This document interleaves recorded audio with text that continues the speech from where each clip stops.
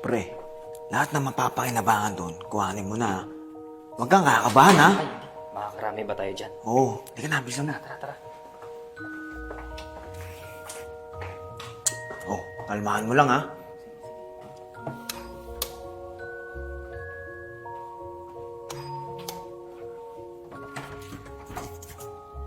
Ate, magandang gabi. Kumusta na? Andiyan ba si Kuya? Magandang gabi din naman. Wala si Sir Kevin dito eh. Sino po sila? Ate, hindi mo na ako nakikilala. Pinsan na ako ni Kuya. Si ate talaga makakalimutin, no? Ganun ba?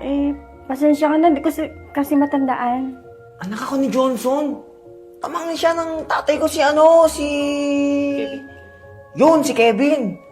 Matagal na kasi kami hindi nakakadalaw dito, ate. Kasi maliliit pa kami nun eh. Kaya ngayon na kami nakabalik ulit. Pasensya na. Hindi ko kasi talaga matandaan eh. Ano ba pakay niyo dito? Nag-message sa akin si Kuya. May inuutos sa amin. May pinapakuha sa loob eh. Ganun ba?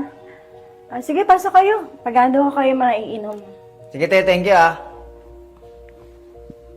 Oh, alam mo na yung mga kukuhanin mo, ah. Akong bahala sa'yo, ah. Sige. Sakto, nauuhaw na rin ako eh.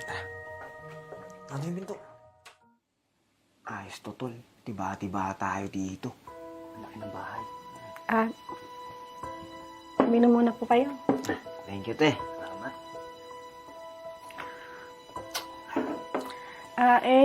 Ano nga pala yung pinag-uutos ni Sir Kevin sa inyo? Sa totoo niyan, te, message ako ni Kuya na ipabenta niya na yung ibang mga gamit niya dito. Actually, may mga buyer na rin ako eh. Kaya kailangan ko kuhanin yung ibang gamit. Ganun ba? Kasi wala namang nabanggit si Sir Kevin tungkol sa mga bagay na yan. Pwede ba pakihintay na lang natin? Kasi parating naman na siya, malapit na. Ito, hindi ako pwedeng mahuli. May lakad pa ako mamaya. Hindi kasi kami pwede magtagal eh. Ganito na lang. Dali mo kami sa kwarto niya. Alam ko naman yung mga pasikot-sikot doon. At ako nang bahala. Ganun ba? Sige, samahan ko kayo sa kwarto niya. Sige, te. Thank you.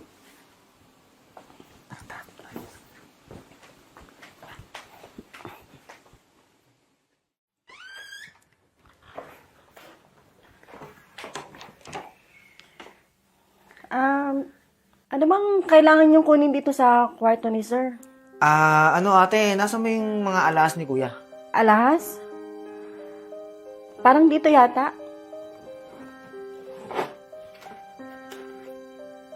Ito ba? Ito nga. Sakto, ate. May mga buyer na kami nito eh.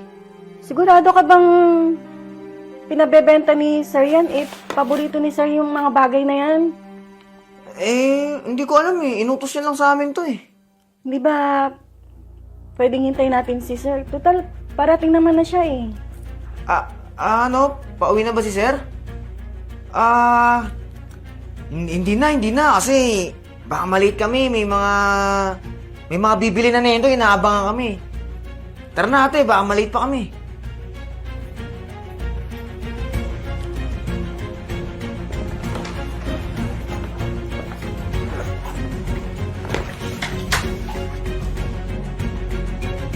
Uy, sino ka?